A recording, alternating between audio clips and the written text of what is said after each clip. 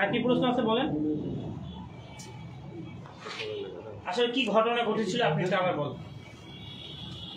ঘটনা হচ্ছে যেদিন আপনারা ওই ভিডিওটা দেখেন গাড়িতে করে নিয়ে আসছি বগুড়া থেকে, তার আগের দিন রাতে 10টার দিকে আলম আমাকে একটা মেসেজ করে যে আমার যদি কিছু হয়ে যায় রিয়াকে তুমি ছাড়বে না। তার আগেও 2-3 দিন আগেও গলায় দড়ি দিচ্ছে, হাত কাটছে রিয়াকে যেন আমি না ছাড়ি। তারপরে হচ্ছে তার সে যদি মারা যায় লাশ যেন আমি তার বাড়িতে নিয়ে যাই।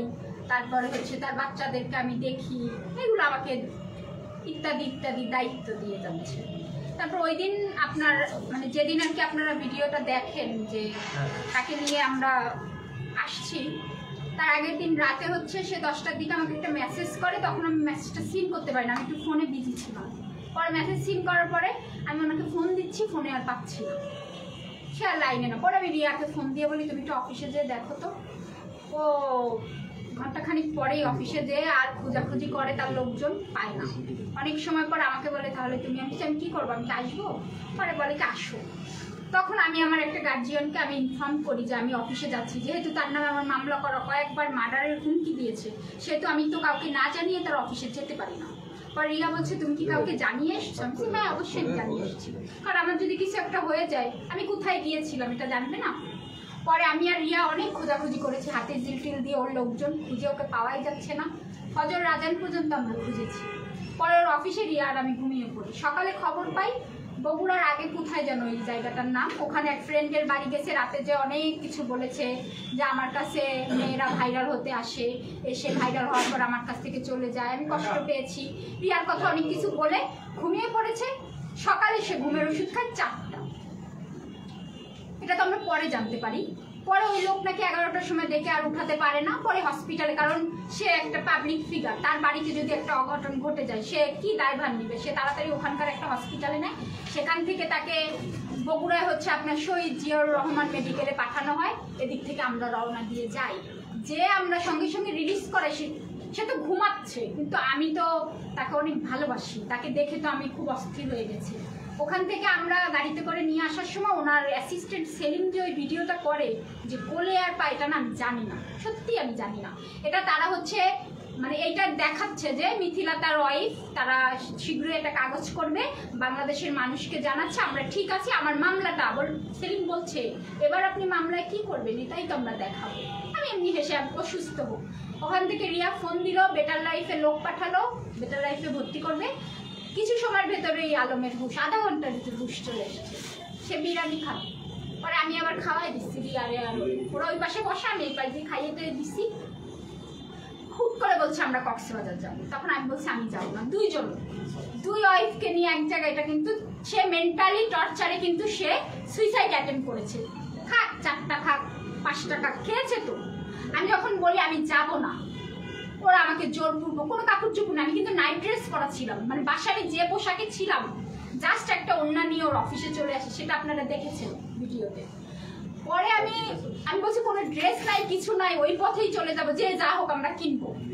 পরে আমরা যাই, খুব ভালো সময় আমরা যাই, ঠিক আছে আমাদের ভিতরে মিউচুয়াল। রিয়া বলছে তুইও থাকবি আমিও থাকবো, সমস্যা নেই, তোদেরকে বিয়ে পড়াই। কক্সবাজার যাওয়ার পরে ভালোই, আমার কয়েকটা আপনাদের আগে আমি বলেছিলাম যে সে রিয়ামণির সামনে না পেছনে আমাকে ভালোবাসে, তাই কিছু ক্লোজ ভিডিও নিছে আমাদের, এই আলম তুমি ওকে একটু এই করো সেই করো, এইভাবে কিছু ভিডিও নিছে যে মানুষকে দেখাবে। তারপরে হচ্ছে আপনার এই ভালো সময় পার করতে করতে ওই যে আপনাদেরকে ভিডিওগুলো আমি দিয়েছি ইন্টারভিউ, ওইটা বারবার আলমকে দেখায় আর উত্তেজিত করে আমাকে মার খাওয়ায়, বুঝতে পেরেছেন? এক পর্যায়ে আমি মারের ভয়, আমি দৌড়ায় পালাতে যাই, আমি সেন্সলেস হয়ে যাই।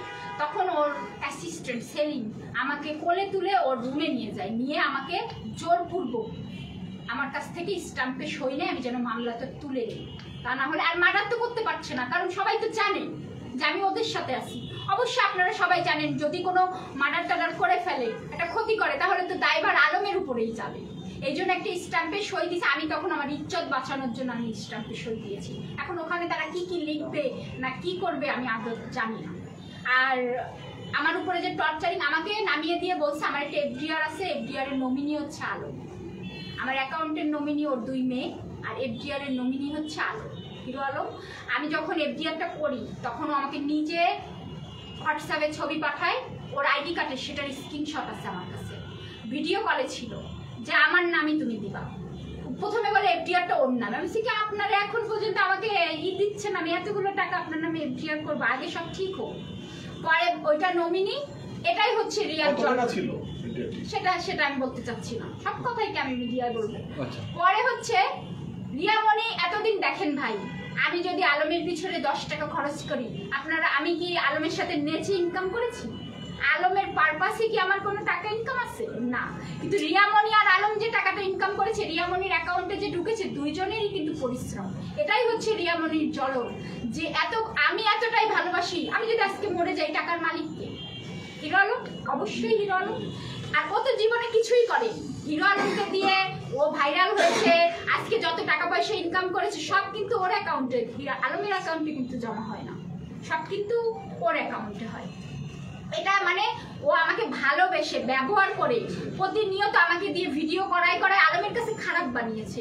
এখনো পর্যন্ত আলম আমার কথাই বিশ্বাস করে, বলছে এই কথা গাড়িতে, তুমি তো মিথিলার কথা বিশ্বাস করবে না, কারণ আমি তো মিথ্যা কথা বলি না, তুই তো মিথ্যা কথা বলিস।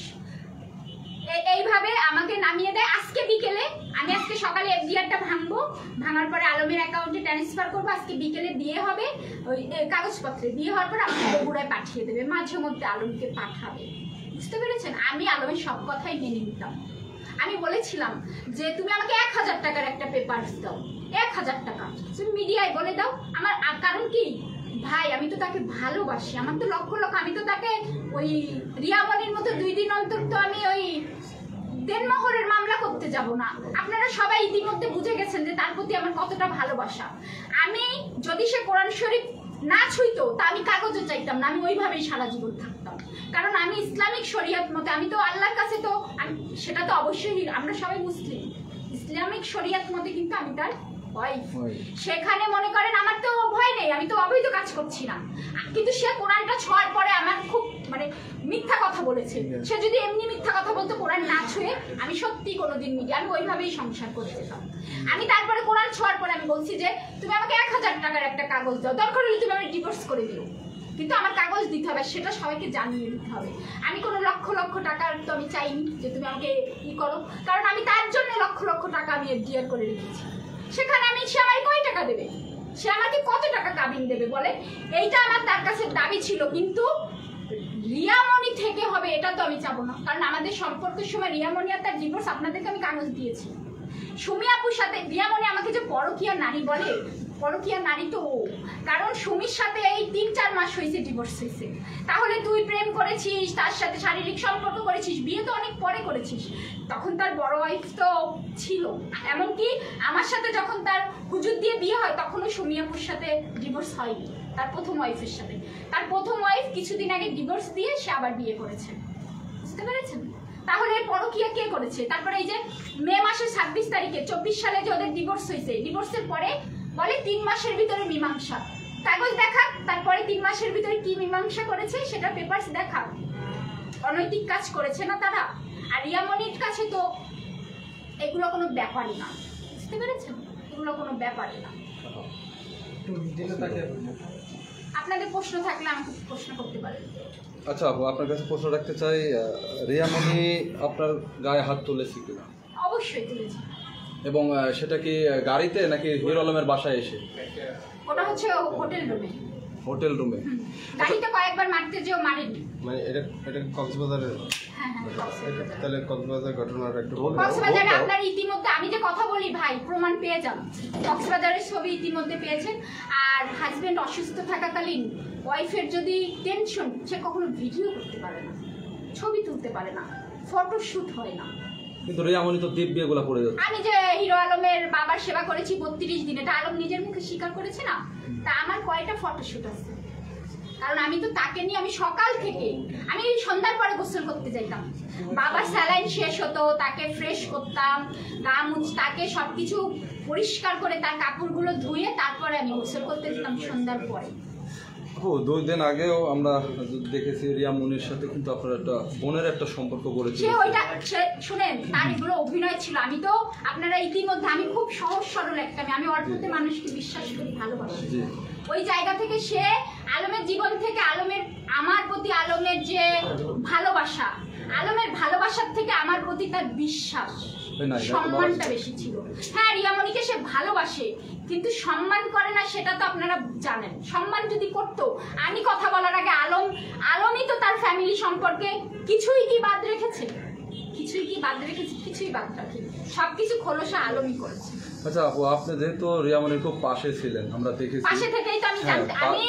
হ্যাঁ, রিয়ামণির পরিবারটা যে তাদের ইনকাম সোর্স অন্য, কিন্তু তাদের পরিবারটা ভালো, সত্যি ভালো। আচ্ছা একটু বলবেন যে ম্যাক্স ছবির সাথে যে একটা রিলেশন রিয়ামণির, আপনি যেহেতু ওই বাসাতে থাকছেন, কিছুদিন ছিলেন, করেছেন, সো আপনি কিছু হলে একটু জানেন তো আমাদের। এটা ভুল কথা। আমি মনে করেন একটা ভিডিও করবে, আমরা দূরে কোথাও গিয়েছি, ওইভাবে আমার বাসা আছে, আমি চলে আসতাম। বেশি রাত হলে, অনেক সময় অনেক রাত হয়ে গেলে থেকে যেতাম, কিন্তু আমি আমার বাসায় চলে আসতাম। আচ্ছা, এই ম্যাক্স ছবির সাথে রিলেশন ব্যাপারে আপনি কিছু জানেন? ম্যাক্স ছবির সাথে রিলেশনটা কি, ম্যাক্স ছবির প্রতি রিয়া হচ্ছে দুর্বল হয়ে পড়েছিল, কিন্তু ছেলেটা আমার চোখে দেখা, ছেলেটা অনেক ইগনোর করেছে, কিন্তু ওর কান্নাকাটি পাগলামি ছেলেটা পরে আর কি করতে পারে, পরে ওদের ভেতরে একটা সম্পর্ক হয়েছে। হ্যাঁ, মনে করেন ভালোবাসা এক জিনিস, বারবার একটা মেয়েটা সত্যি কথা ভাই, আমি এখন পর্যন্ত দেখেন ম্যাক্স ছবি ছেলেটাও যে ভালো চরিত্রবান না তা কিন্তু না। এই যে কথার সাথে কিন্তু ওর একটা, এটা কিন্তু সত্যি কথা, কথার সাথে যে তার একটা সম্পর্ক, এটা কিন্তু মিথ্যা না। ইতি কিন্তু বলেছে, বাসায় নিয়ে গেছে কথাকে, অনেক ভয়েস কিন্তু আমার কাছে আলম পাঠিয়েছে ম্যাক্স ছবিরই কথা, কিন্তু রিয়াল ব্যাপারটা আমি সামনে যেটা দেখেছি, মনে করেন যে ইতি কথা, এরা তো হিরো আলম ভাইয়া, ওদের কাছে হিরো আলম ভালো, কিন্তু আমি জানি, রিয়া জানে হিরো আলম চরিত্রটা কতটা খারাপ, সেরকম ইতিও জানে। আমার কাছে তো ছোট ভাই ম্যাক্স ছবি, সেখানে অভি আমার কাছে তো ভালো, আমি যেটা দেখেছি। এখন একটা মেয়ে বারবার কান্নাকাটি করে গার উপরে পড়ে যাবে, ভীষণ কান্না করবে পাগলের মতো, কতটা দুর্বল আপনারা। একটা মেয়ে আমাকে দেখেও বুঝতে পারছেন আমি আলমকে কতটা ভালোবাসি, আর রিয়া কতটা ম্যাক্স ছবিকে ভালোবাসে। দেখেন আলম অসুস্থ, সে কিভাবে হাঁটছে, জাস্ট ভিউ মানে দেখাচ্ছে সোসাইটি, ভেতরের কষ্টটা, অভিনয়। কিন্তু আমি কিন্তু ভিডিওটা জানি না, আমার ভিডিওটা হচ্ছে আমার চেহারাটা দেখেন, যে কান্নাকাটি, আমি তো পাগল হয়ে অসুস্থ হয়ে পড়েছি কয়বার। এটা হচ্ছে রিয়েল লাভ। যেরকম আলম আপনার আলম রিয়াকে কিন্তু অনেক ভালোবাসে। আলম আমাকে বলছে, দেখো আমি রিয়াকেও ভালোবাসি, তোমাকেও ভালোবাসি, রিয়াকে একটু বেশি ভালোবাসে, সেটা তো বুঝেছো। ও 100 লোকের সাথেও যদি শারীরিক সম্পর্ক করে আসে, আলম কষ্ট পাবে, তারপরেও ওকে রাখবে, এটা হচ্ছে ভালোবাসা। আরেকটা কথা কি, আলম কিন্তু এই যে দেখছেন না, এই আবার দেখবেন, আমি মিথিল আজকে আপনাদেরকে বললাম, ওদের ভেতরে এই সকালে ঝগড়া বিকেলে ঝগড়া লেগেই আছে। আগের দিন আলম হাতটা কেটে, ওই যে মনে পড়ে না যে নিজের ভালোবাসার মানুষ যখন অন্যের কাছে যায়, এটা যখন ওটা নিতে পারে না আলম, ওটা নিতে পারে না, ও অসুস্থ হয়ে পড়ে, আর তখন রিয়াকশন করে ওদের। আবার আলম দেখবেন আপনাদের সামনে রিয়ামণির বদনাম নিয়ে খুব দ্রুত চলে আসবে, কারণ ওর কর্মকাণ্ড, আলমের সাথে সময় কাটায়, ম্যাক্সের সাথে সময় কাটায়, আরো ওর সুগার ড্যাডি আছে রিয়ামণি। হ্যাঁ। আচ্ছা আপু, আমরা দেখেছি হিরো আলম নিজে ম্যাক্স ছবি প্লাস রিয়ামণির হাতে নাতে যে ধরে, আপনি কতটুকু জানেন যে আসলে কি ওরা ওইদিন কি ওরা রিলেশনে জড়িয়েছিল কিনা, মানে ফিজিক্যালি? না, এটা হয়েছে কি আপনাদেরকে আমি বলছি, সত্যি, আমি তো সত্যি কথা বলি। জি অবশ্যই। হিরো আলমের সঙ্গে রিয়াই আমাকে দেখা করতে বলছে, দেখা করার পরে হিরো আলম বারবার আমাকে বলছে রিয়াজকে, ম্যাক্স ছবি রিয়াজকে মার্ডার করে ফেলবে। আমি না বলি কি, শোনো এখানে দোষ গুণ কার। তার আগে রিয়ামণি নিজেই বলছে যে ওই ম্যাক্সের সাথে ওর একটা শারীরিক সম্পর্ক হয়েছে, ও নিজে বলছে। তারপরে হচ্ছে আমার সামনাসামনি একটা রেস্টুরেন্টে বলছে যে মিথিলাও জানে, আমি বলছি না আমি কিছু জানি না, দেখ আমার এর ভিতর ঢুকাবি না। এখন বারবার যখন ম্যাক্স ছবিকে মার্ডার করতে যাচ্ছে, আমি চিন্তা ম্যাক্স ছবির যদি কিছু হয়, দেখেন ম্যাক্স ছবির কিছু হলে আমার, তাই না? কিন্তু আলম যদি কিছু একটা করে, আলমের কিছু একটা হলে তো আমি কষ্ট পাবো। আমি ওকে বুঝাই বলছি কি, জান তুমি আমার সাথে দেখা করো, আমি তোমাকে সব খুলে বলছি, কার দোষ গুণ তারপরে তুমি বিচার করো, তুমি ওরা নিবাই, তাহলে সত্যিটা জানো। ওই যেদিন ওদের কোয়ার্টটা, ওই দিনই আমি হচ্ছে আপনার মহানগরে একটা রেস্টুরেন্টে ওর আমি বসি, তখন আমি সবকিছু খুলে বলি এই ঘটনা। ও ওইটা যে রেকর্ডিং করছে এটা কিন্তু আমি জানি না, আপনাদের ওই থানায় বসে একটা রেকর্ডিং চালিয়েছি, আমি বারবার মুখ চেপে ধরছিলাম, আমি শুধু বলছিলাম আমরা পারিবারিক ভাবে মিট করবো, এগুলো বইলো না। আমি বারবার চাচ্ছিলাম যে আমি তো জানি করছি সেখানে আপনাদেরকে জানিয়ে সারা রিয়ামণিকে নিয়ে তুমি থাকবা, তাহলে তার 100 পুরুষের সাথে শুয়ে সহবাস করে আসলেও তুমি থাকবা, তাহলে এটা পাবলিকরে জানাবা কেন? তাতে কি তোমার সম্মান রক্ষা পেল? তাই না? এটাই আমি বোঝানো, আপনারা যে দেখছেন থানা, এটার জন্যই আমি বারবার দৌড়াদৌড়ি করছি, বুঝতে পেরেছেন? ওই রেকর্ডিংটা করার পরে আলম বলে কি রিয়াকে আসো আমরা ইসে যাই, 3 জন আমরা মাওয়াই যাই। রিয়াকে বললাম, রিয়া বারবার বলছে না আমার শরীর ভালো লাগছে না, আমি বাসায় আসি, বলে না বাসায় এসো না আমার ভালো লাগছে না। আলম বলে তুমি বাসায় যাও। আমি যাই, রিয়াকে দেখি গোসল করে বেরিয়েছে। সত্যি কথা, একদম রিয়েল, একটা মিথ্যা কথা নয়, দিনের ঘটনা। বেরোনোর পরে রিয়া বলছে কি, এই তুমি আসতে নিষেধ করলাম না আজকে? আমি শোনো আলমের সাথে চলো আমরা দেখা করলাম। বেচারা কেমন করছে, বলছে দেখো মিথির আজকে আমি দেখা করবো না, আমার শরীরটা ভালো লাগছে না, তুমি আমার মেয়েকে নিয়ে তুমি তোমার বাসায় যাও, আমি রাতে নিয়ে আসবো। দ্রুত মেয়েকে রেডি করছি, করতে করতে না এর ভিতরে দেখি অভি ঢুকছে। মানে ও আমাকে দেখা, আমি যদি আলমকে বলে টলে দিই, এই জন্য ও অভি ঢোকার পরে বলছে কি আমরা কথার নামে একটা মামলা করতে যাব মিথি না, এই জন্য আলমের সাথে আজকে দেখা করিনি, তুই এবার বলিস না। আমি না আমি বলবো না। যাওয়ার সময় আলমকে আমি খাবার দিয়ে রিয়ার মেয়েকে নিয়ে আমি বাসায় চলে গেছি। আলম কি করছে, আলমের মনটা না খাবারটা খায়, মনটা অস্থির লাগছে। ও রিয়ার বাসায় ঢুকছে যে রিয়ারে নিয়ে একটু বাইরে ঘুরবে, যে রুমের ভিতরে কোনো খারাপ ভাবে দেখেনি, কারণ রিয়া তখন রেডি হচ্ছিল, ওরা বাইরে বেরোবে। ওই আলম যে দেখছে, এর ভিতরে আমি বাসায় পৌঁছে আমি যতটুকু জানি, আমি না ভিডিও কল দিয়েছি, তখন দেখছি খাটের উপরে ম্যাক্স ছবি রিয়াজ বসা, আলম বসা, রিয়া আমাকে ভিডিও কলে দেখাচ্ছে। আমি মনে করছি মনে হয় রিয়া দেখেছি, দেখি মীমাংসা করছে। পরে আপু আমাকে ফোন দিয়ে, ওই যে মায়া আপু ফোন দিয়ে বলছে মিথিলা তুই আয়, আমি ছাদে বাচ্চাদের নিয়ে ভিডিও বানাচ্ছি। আমি ওই লাইফ টাইমার, আমি বেশি না, আমার মোবাইলে আসে না, আমি দেখি না তো এইসব ভিডিও। পরে হচ্ছে আপনার রিয়া, ওই যে আপু বলছে এদিকে ঝামেলা হচ্ছে এই সেই, তাও না আমি জানি না। পরে আপনার আলম আমাকে ফোন দিয়ে বলে ওদের কোড দিয়েছি এই সেই, তখন আমি ফেসবুকে ঢুকে আলম আমাকে শেয়ার পাঠাই। তখন আমি ঢোকার পরে তাও আমি বলি না না আমি এই ঝামেলার ভেতরে যাবো না। ওর মেয়েরে বলি আম্মু ঘুমাও তুমি, 10টার দিকে ওর মেয়ে আর থাকবে না, বাসায় আসবে। মানে আমি এর ভিতরে ঢুকতামই না। তখন আমি এসছি, এসে হচ্ছে রিয়াজরে দেখছি খাচ্ছি। আমি চাই রিয়াজ তুমি বেরো তো, যারা গুন্ডারা বসে আছে বাইরে এদের নামে আমার মামলা দেওয়া, তোমার হাত ধরে নিয়ে আমি বের করে দিই, কেউ কিচ্ছু করবে না। রিয়াজ রেডি হয়েছে ওরে নিয়ে নামবো, এর ভিতরে পুলিশ টুলিশ চলে আসছে। আর পুলিশ যখন রিয়াজরে নিয়ে গেছে, আমি আর রিয়া হচ্ছে পরে যাবো, ওকে তো পুলিশ নেবে, কিন্তু ওই সময় যে ওই কথা মেয়েটা মেরেছে, রিয়া তো ওইভাবে ছুটে গেছে, আমি তো পরে আসছি। আমি রিক্সা গাড়ি কিছু পাচ্ছিলাম না, একদম একটা মিথ্যা কথা নেই খালি, এইটাই ঘটনা। আমি তো জানি না কে না কে মেরেছে, তোমরা যে সাংবাদিক ছিল আমি তো মনে করছি আলমের লোকজন, আমি ওই রক্ত দেখে আমি উত্তেজিত হয়ে গেছি। আচ্ছা, আমরা দেখেছি ওই রক্ত যখন ঝরছিল ম্যাক্স ওবের শরীর থেকে, রিয়ামণি কিন্তু জড়িয়ে ধরছিল বারবার। ইতিমধ্যে কিন্তু লাইভে অনেক ভিডিওতে ফুটেজে দেখা গেছে। আসলে হচ্ছে রিয়েল ভালোবাসা, তাকে বলে রিয়েল। এখনই দেখেন আলমের কিছু হোক, আমি তো চলে যাবো দৌড়ে, আর যাবো না, আর যাবো না। আচ্ছা, এই যে রিয়ামণি যে হিরো আলমকেও ভালোবাসতেছে, হিরো আলমের সাথেও সময় দিচ্ছে, ম্যাক্স ওবিকে ভালোবেসে তাকেও সময় দিচ্ছে, আসলে এটা সমাজে কি শেখাচ্ছে তারা? শুধু এরা দুইজন তো না, আরো আছে। এবং রিয়ামণি মায়ামণি তারা নাকি বাড়ে যায়, এই বিষয়টা বারবার হিরো আলম বলছিল, এটা সত্য কিনা আপনি কত বলেন? আমি নিজের চোখে দেখেছি তাদের গেস্ট, দুই বোন দুইজনকে নিয়ে গেস্ট নিয়ে আপনার, এগুলো সত্যি কথা, এগুলো নিয়ে কথা নাই বলি, কারণ কি শোনেন তাদের ইনকাম সোর্স ওটা, কিন্তু মানুষ হিসাবে তাদের পরিবারটা খারাপ না। আমি যতদিন দেখেছি ওর বড় বোনটা রিয়া হচ্ছে কেমন জানেন, মানে উপরে ভালো ভেতরে শয়তানি, কিন্তু ওর বোনটা না খুব, মানে যাই বলুক না কেন ভেতরটা খুব মায়া ওর বোনের। ইনকাম সোর্সটা কি আমরা একটু জানতে চাই। মানে ওরা দুই বোন যেহেতু আপনার এই যে অনেক মানে টাকা পয়সা বা প্রভাবশালীর মতো চলাফেরা করে বা অনেক ব্যয়বহুল, এই আয়ের উৎসটা তাদের কোথায়? উৎসটাই তাদের হচ্ছে গেস্ট, মানে হোটেলে যাওয়া। এবং আরো একটা কারণ কি আপনারা সাংবাদিকরা একটু লুকিয়ে থাকেন, রাতে কয়টায় বেরোয়, কোথায় যায়, কোথায় ঢুকে, ওখান থেকে কোথায় যায়, আমার তো দেখা লাগবে না। আপনারা তো সাংবাদিক, আপনাদের কাছে কিছু লুকানো থাকবে, আপনারা যা কিছু বের করতে পারেন। আচ্ছা, আসলে রিয়ামণি কার, ম্যাক্স ওবি না হিরো আলমের? রিয়ামণি হচ্ছে সবার বলতে আপনি টাকা দেন 1 লাখ আপনার। 1 লাখ টাকার বিনিময়ে কি করে? এইসব টপিক বাদ দেন। এখন আমাদের টপিক হচ্ছে কোনটা বলেন তো, যে হিরো আলম হচ্ছে সুইসাইডের নাটক করেছে, ড্রামা করেছে। হ্যাঁ, এটার কারণটা একটু বলেন। এটার কারণ হচ্ছে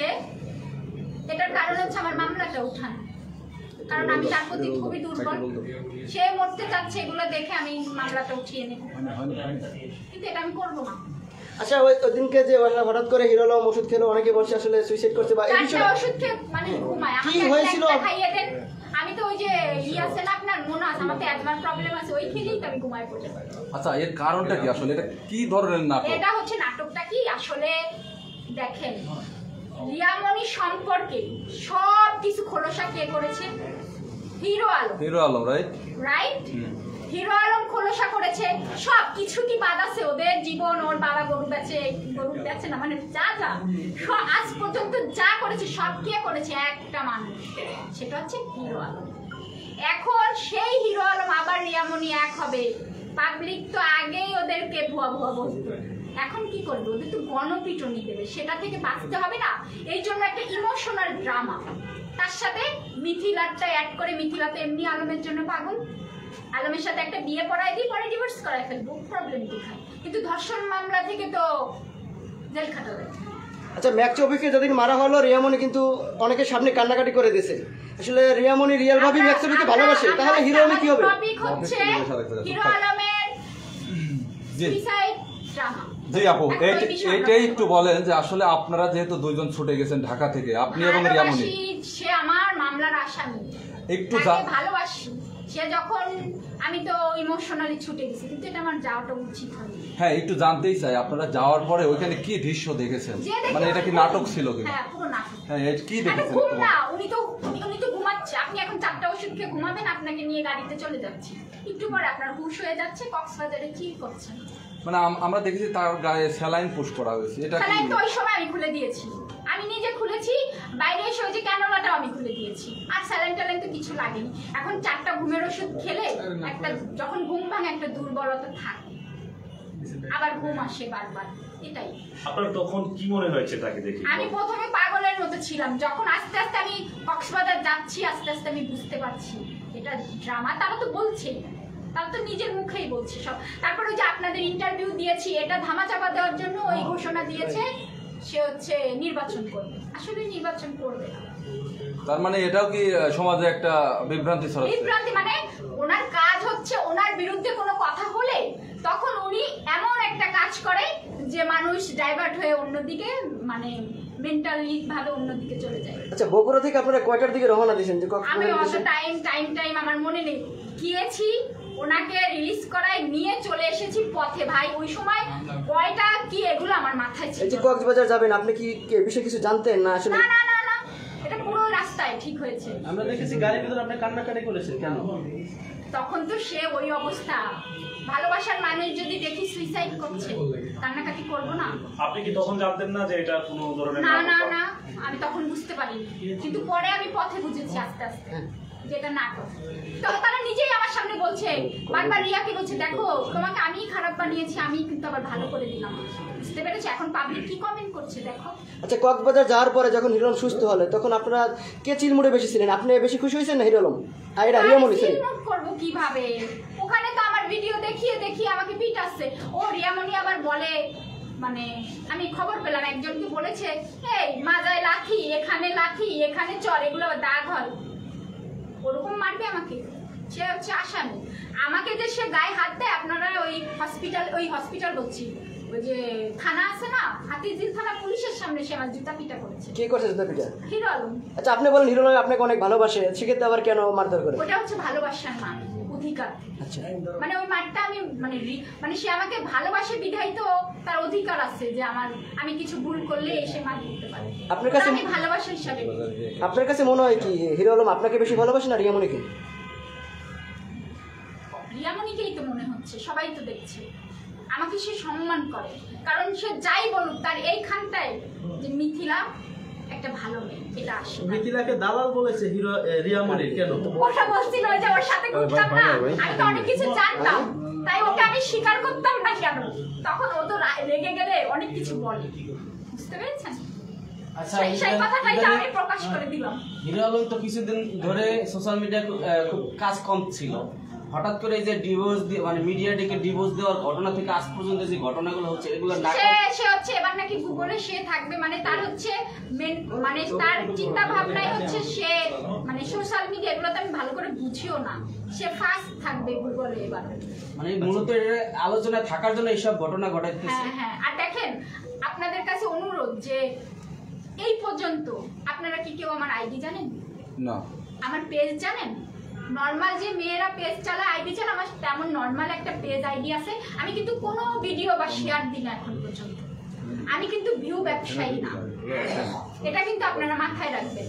আমি কিন্তু ভিউ ব্যবসায়ী না, আমি যা সত্যি কথা বলি। কক্সবাজারে গিয়ে দেখলাম রিয়ামনির সাথে হিরো আলমের একটা ছবি ভাইরাল হয়েছে। আমারও ছবি আছে, ওরা রেখেছে, আমার ফোন তো ভেঙে দিছে, রেখেছে দুইটা একটা ছবি আমারও আছে ওদের ফোনে। আপনাকে কি হোটেলে রেখে তারা ঘুরতে গেছে এরকম কিছু? না না, ঘুরতে যাও কি, আমরা যখন আসি চলে আসি পুরো তো গ্যাঞ্জাম চলছে। চলে আসার সময় একটা সমুদ্র, আমি নামবো না গাড়ি থেকে, আলম বলছে নামাইছি না, আমার খারাপ লাগছে, বুক ব্যথা করছে, কারণ আমার একটা হার্টের প্রবলেম চলছে, না আসো। পরে আমি দাঁড়িয়ে আসছি, তারা ভিডিও টিডিও করছে, পরে আমি এক জায়গায় বসা, তখন বলছে মিথিলা এদিকে আসো।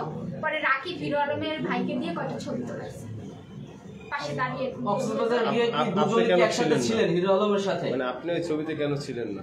আমি তো সোশ্যাল মিডিয়ায় তো আমি তো তার সাথে, আমি তো তার নায়িকা না যে আমি ভিডিও করে করে আপলোড করব। এমনি আমরা গিয়েছি, দুইটা একটা ছবি হতেই পারে। আমি তো নায়িকা না। আর ওই মাইন্ড আমি তখন বুঝতে পেরেছি এদের নাটক। আমার ওই ইটা ছিল, আমার মাথায় ছিল যে আমি যাব আপনাদের সামনে কথাগুলো বলবো। আজকে আমাকে বলেছে, কালকে আমাকে গাড়িতে নামানোর সময় বলছে, রিয়া বলছে এফডিআর ভেঙে আলমের অ্যাকাউন্টে ট্রান্সফার করবি, তারপরে কালকে বিকেলে বসে তোর বিয়ে দেবো আলমের সাথে। বগুড়ার বাড়ি কাজ করায়, বগুড়ার বাড়ি রাজরানী হয়ে থাকবি, আমি ওখানে বেড়াতে যাবো, বাচ্চা কাচ্চা নিয়ে থাকবি, আলম মাঝে মধ্যে যাবে। এটা আলম যদি বলতো আমি মেনে নিতাম, কিন্তু রিয়ার কথা আমি মানতে যাবো না। আপনাকে কি দাসী হিসেবে রাখতে চাইছে নাকি? আমি আমার হাজবেন্ডের দাসী হয়েও থাকতে রাজি আছি, কিন্তু হাজবেন্ডের এক্স ওয়াইফ তার দাসী পারবেন সে বলার কি? সে বলার। আলমের জন্য আপনি কি কি করতে পারবেন? আলমের জন্য আমি মরতেও পারবো, এখন আর মরবো না, এখন বেঁচে থাকবো, বেঁচে থেকে লড়াই করবো। একটা প্রশ্ন ছিল যে কক্সবাজার যে গিয়েছেন দুজনকে কি সমানভাবে দেখেছে কিনা হিরো আলম? হ্যাঁ, আপনাকে একসাথে এক রুমে ছিলেন কিনা রিয়ার না সাথে? আমি অন্য রুমে ছিলাম। আপনাকে কেয়ার করতো তেমন? না, কেয়ার করা কে, আসো আমি খেতে, আমি একটু খাওয়া দাওয়া কম করি তো এই খাও, এইভাবে মনে করেন ও খেয়ে ওই প্লেটটা আমাকে দিয়ে দিত যে এটা তুমি খাও। আর ওরা এক রাতই তো আমরা ছিলাম, ও রুমেই ছিল। আচ্ছা, হিরো আলম যদি নির্বাচন করে আপনি তার পক্ষে প্রচারণা করবেন কিনা? হিরো আলমকে তো কেউ ভোটই দেবে, সেখানে প্রচারের প্রশ্ন আসছে। মিথিলা আপু, আসলে আলম একটা ইন্টারভিউতে বলেছে যে আলমের কন্যা রাশি, আলম বিয়ে করে ফুটবল টিম বানাবে, আপনি এটা কি বলবেন? বানা